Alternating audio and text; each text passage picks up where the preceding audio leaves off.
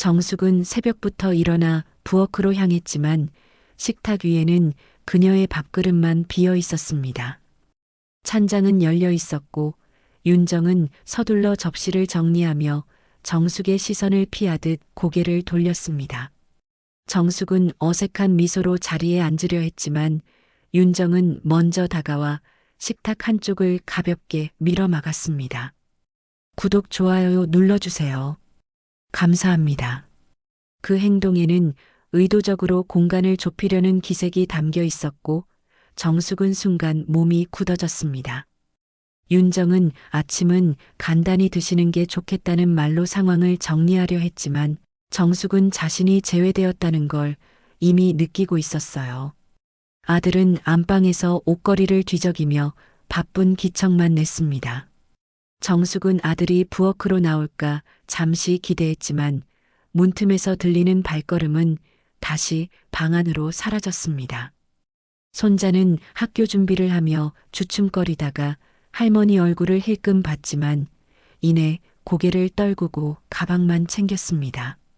집안의 공기는 차갑게 가라앉아 있었고 정숙은 자신이 이 공간의 중심에서 한 발씩 밀려나는 느낌을 받았습니다.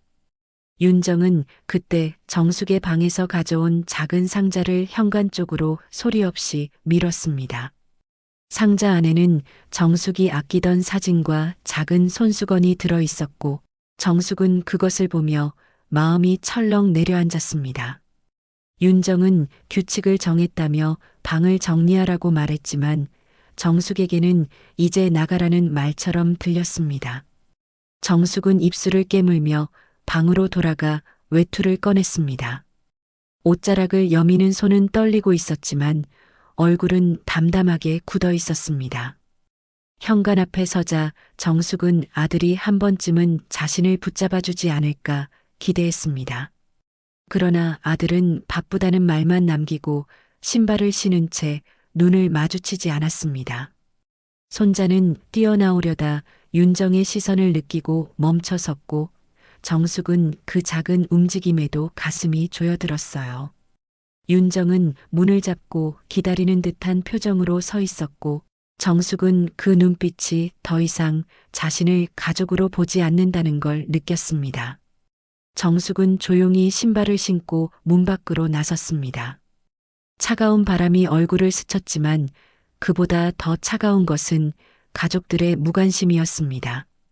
문이 닫히는 소리가 작게 울렸고 정숙은 그 소리가 마음 깊은 곳까지 내려앉는 것을 느꼈습니다. 그녀는 누구에게도 기댈 곳 없이 천천히 발걸음을 떼며 골목 끝을 향해 걸어갔습니다. 정숙은 집을 나온 뒤 곧장 어디로 향해야 할지 알 수 없어 발길 닿는 대로 공원을 걷기 시작했습니다.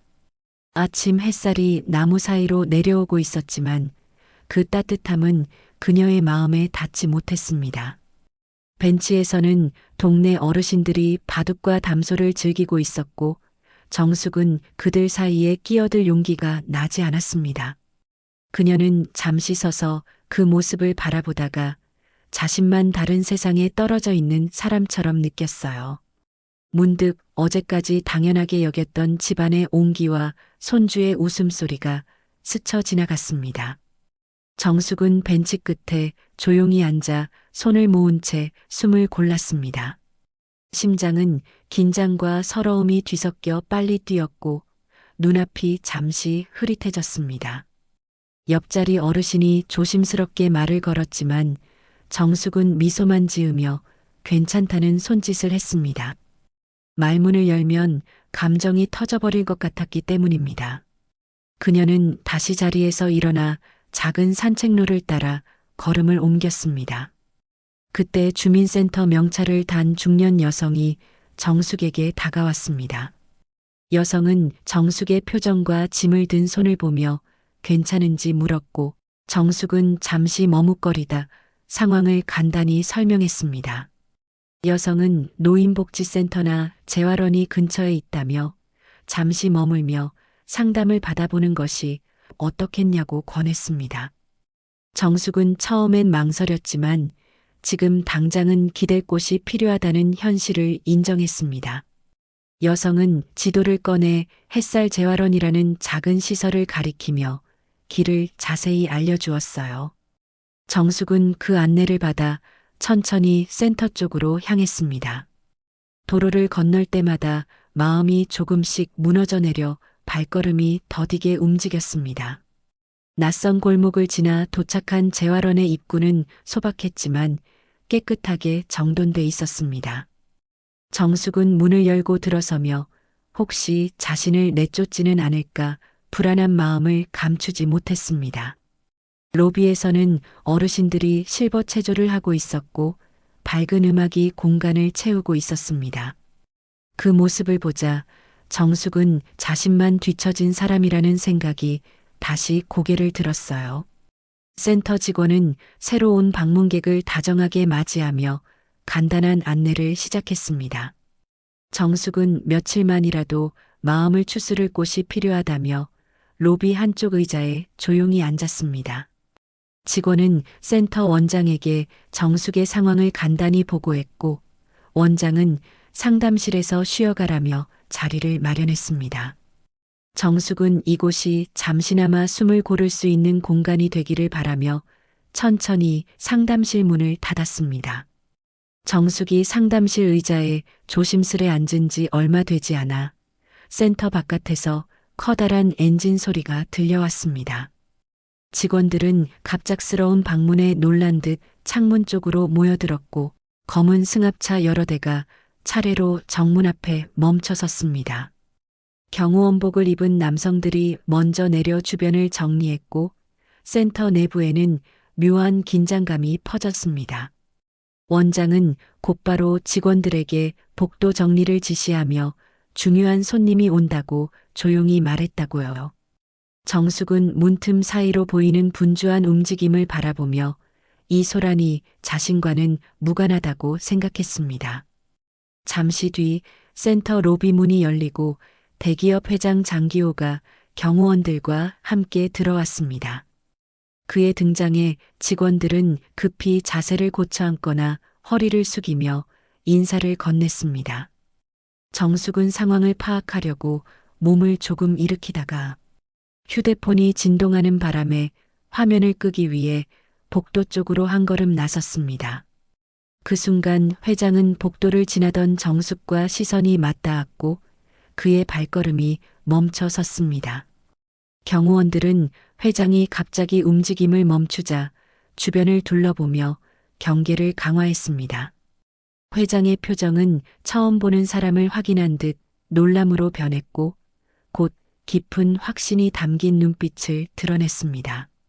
정숙은 자신이 왜 관심을 받는지 알 수 없어 당황스러운 표정으로 얼어붙었습니다. 직원들은 회장이 낯선 노인에게 이렇게 반응하는 광경이 생소해 서로 눈짓을 주고받았습니다. 회장은 조용히 경호원들에게 길을 비키라 손짓했고 경호원들은 한 발씩 뒤로 물러났습니다. 정숙은 회장이 자신에게 다가오는 모습을 보며 한순간 숨을 고르지도 못했습니다. 원장은 상황이 커지는 것을 막기 위해 서둘러 두 사람에게 상담실 안으로 들어오기를 권했습니다. 정숙은 안내받아 다시 자리에 앉았지만 방금 전의 상황이 마음에 걸려 시선을 쉽게 들지 못했습니다. 장기호는 반가움과 격정이 섞인 눈빛으로 정숙을 바라보며 그녀가 맞는지 조심스럽게 확인하는 듯 했습니다. 정숙은 그를 모르는 사람이었기에 그 시선이 더 낯설고 불편하게 느껴졌습니다. 상담실 안에는 두 사람의 숨소리만 고요하게 떠돌며 묘한 긴장감이 감돌았어요. 경호원들은 문 밖에서 대기하며 혹시 모를 상황에 대비했고 직원들은 먼 거리에서 상담실 쪽을 지켜보았습니다. 정숙은 자신에게 도대체 무슨 일이 일어나고 있는지 이해하려 애쓰며 손끝을 가만히 모았습니다.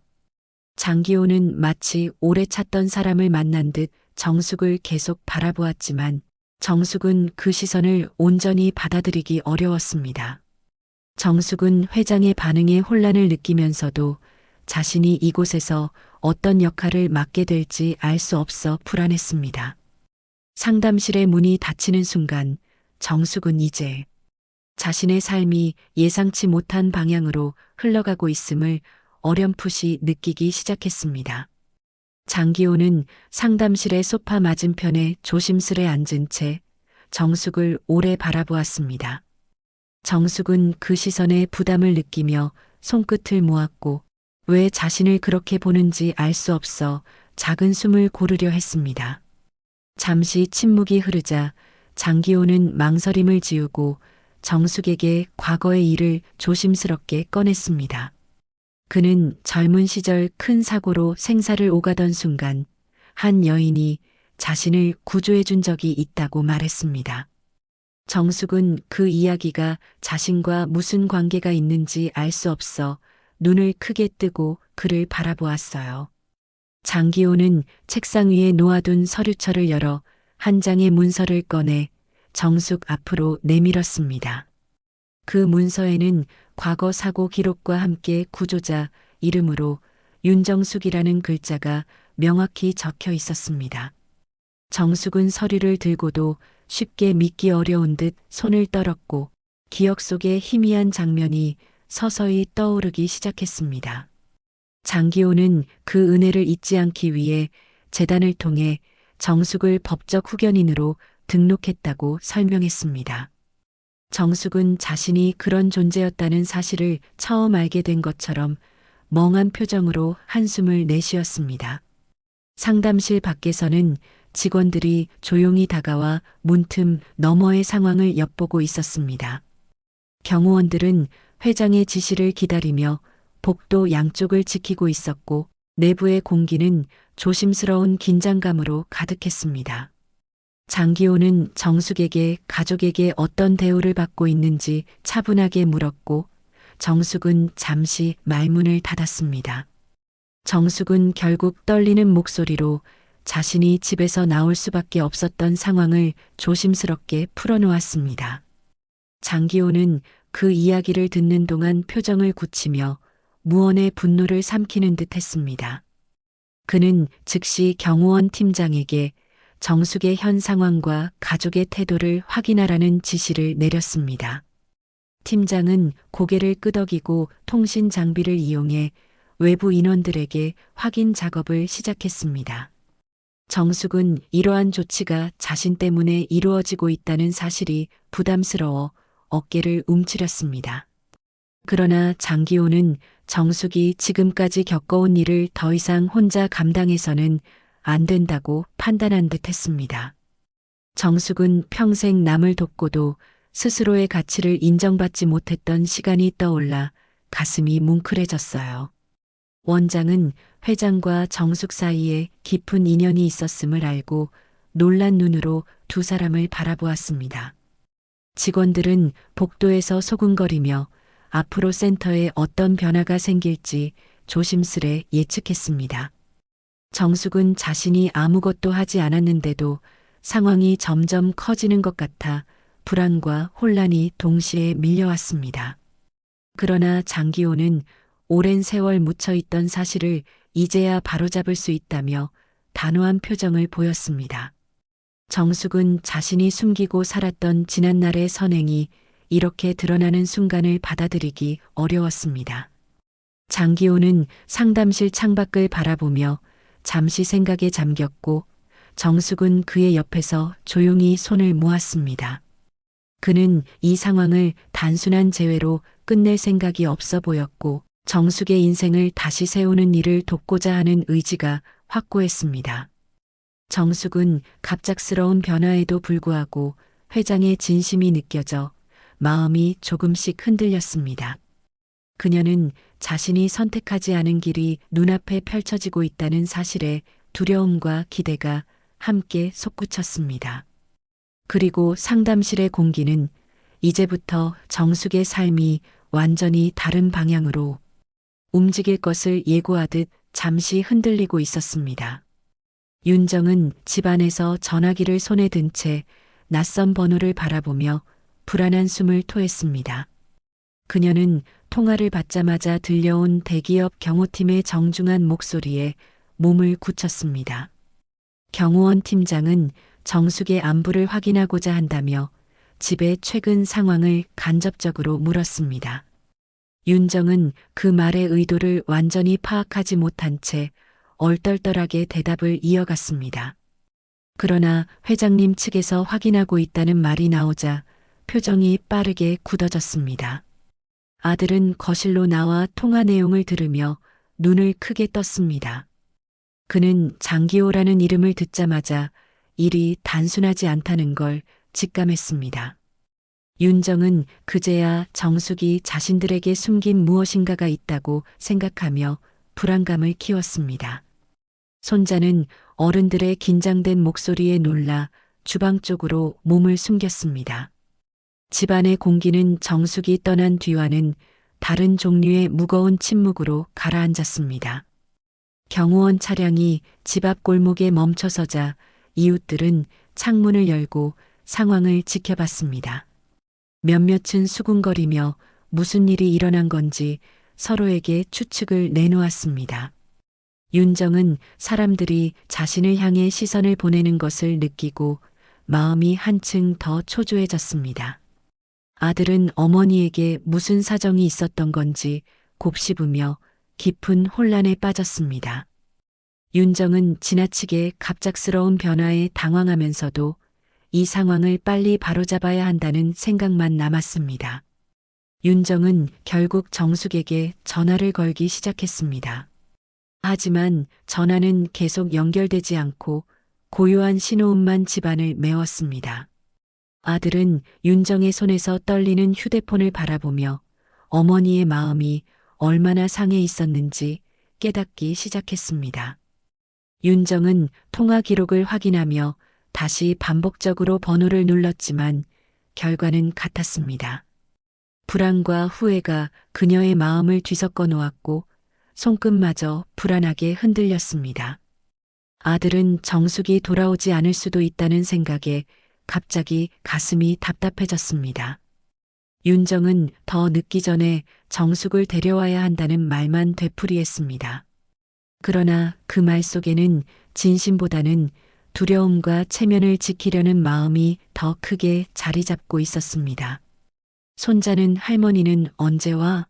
라며 떨리는 목소리로 아들에게 물었고 아들은 대답을 하지 못했습니다.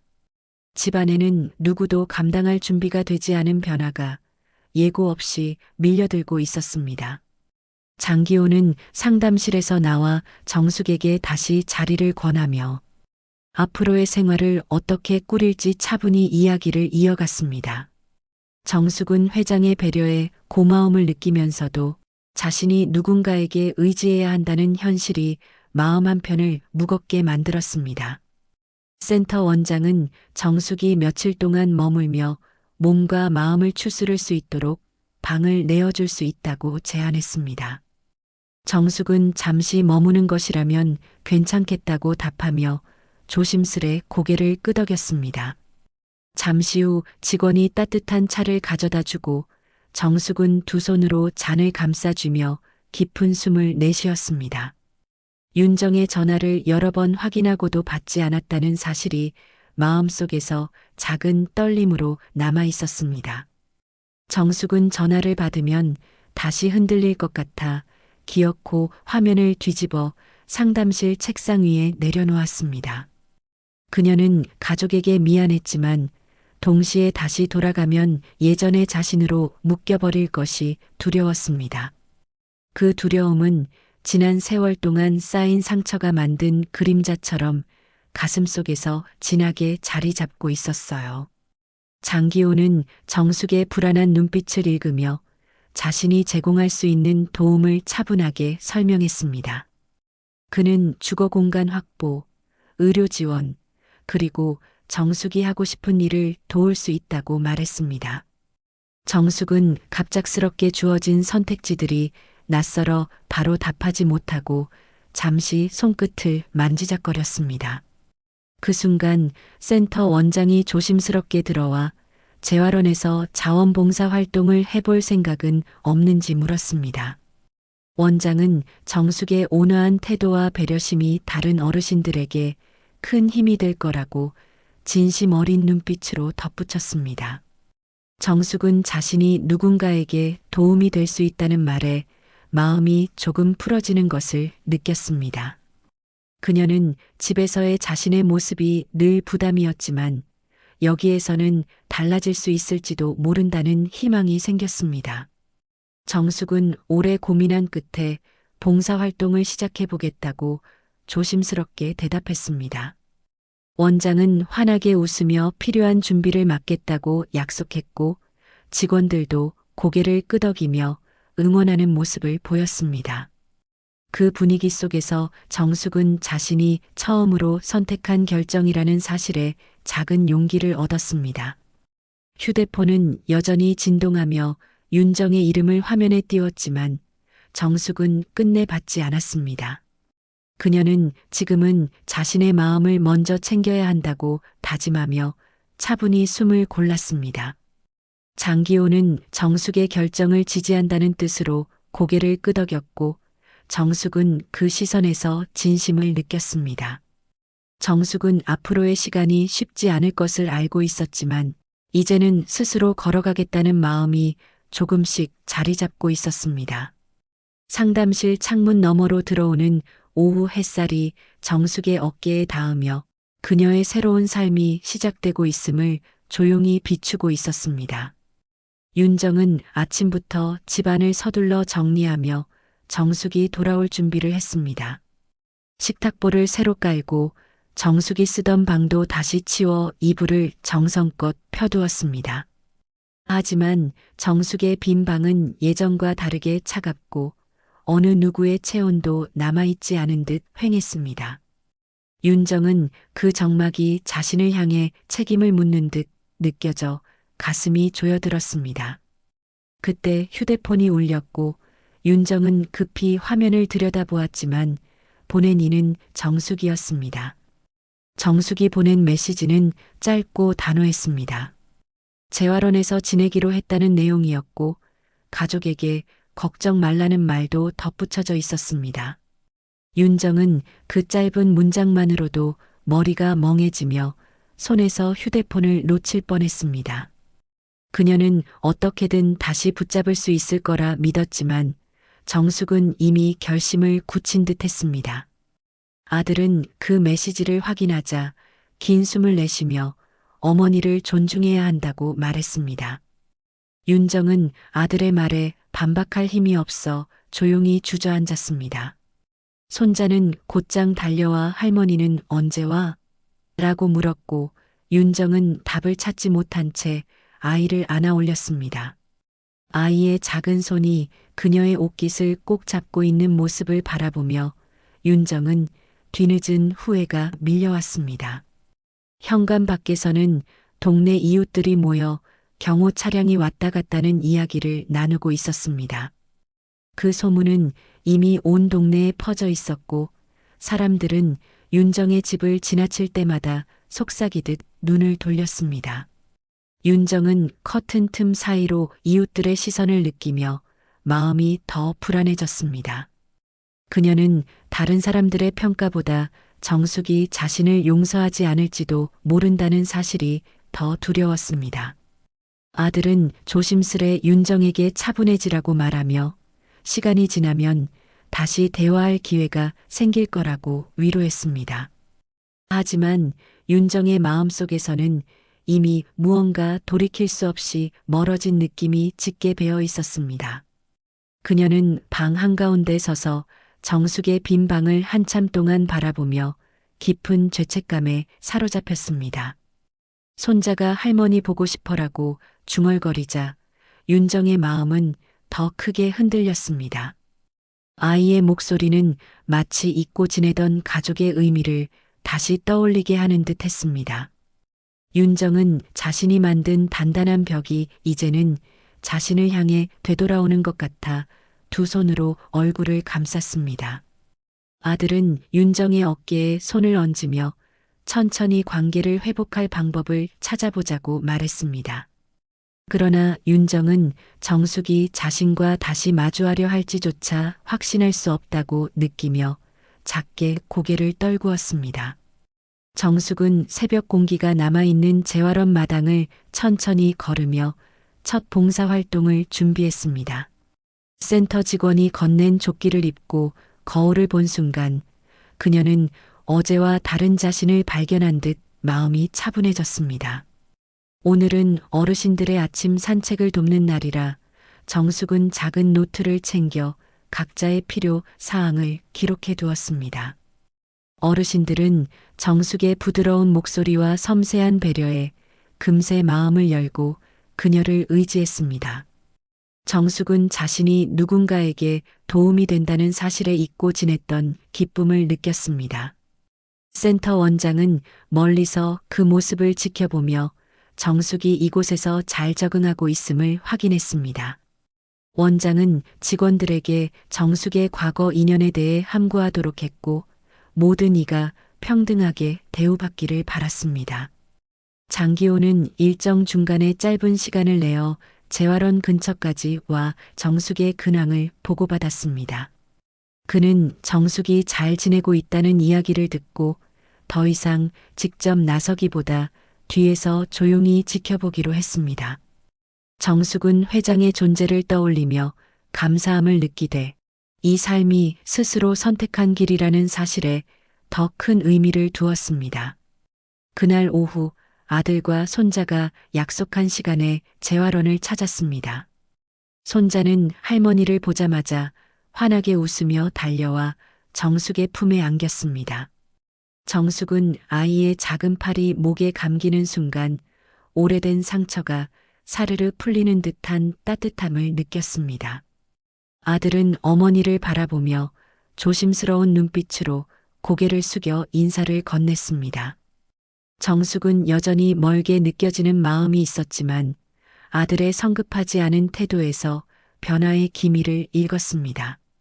입구 한쪽에서는 윤정이 조심스럽게 모습을 드러냈다가 멀찍이서 상황을 지켜보고 있었습니다. 그녀는 정숙에게 다가가고 싶어 했지만 선뜻 가까이 가지 못해 발끝만 만지작거렸습니다. 정숙은 그 모습을 보았지만 먼저 손을 내밀기에는 아직 마음의 준비가 되지 않았습니다. 윤정은 잠시 망설이다가 조용히 뒤돌아섰고 정숙은 그 뒷모습을 바라보며 언젠가 다시 마주할 여지를 마음속에 남겼습니다. 정숙은 손자의 작은 손을 잡고 산책로를 걸으며 비로소 스스로 선택한 삶이 시작되었다는 사실을 조용히 받아들였습니다.